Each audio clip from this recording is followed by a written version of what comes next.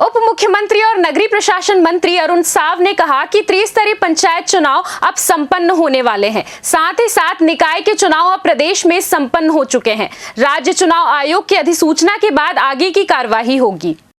नियम के तहत नगर निगम में 15 दिवस के भीतर शपथ ग्रहण और सभापति नियुक्त करने के प्रावधान है, जिसके तहत ही शपथ ग्रहण होंगे। साथ ही साथ नगर पालिका और नगर पंचायत में 30 दिवस के भीतर शपथ ग्रहण और उपाध्यक्ष चुनने के प्रावधान है, वह भी नियम के तहत ही होंगे। चुनाव आयोग की अधिसूचना के बाद ही यह कार्य संपन्न होंगे।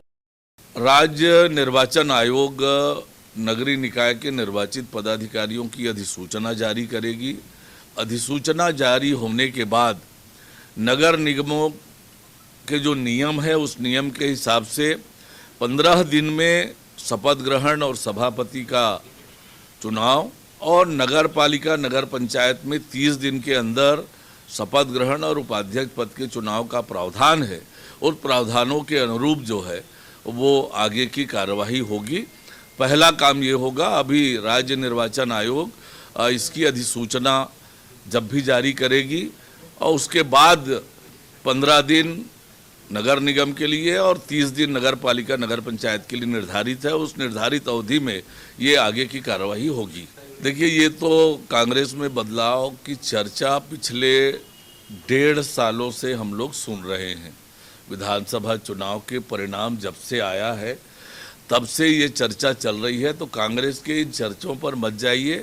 कांग्रेस, मैंने जैसे कहा, दिल्ली में शून्य, छत्तीसगढ़ के नगरीय निकायों में शून्यता की ओर कांग्रेस पार्टी बढ़ रही है।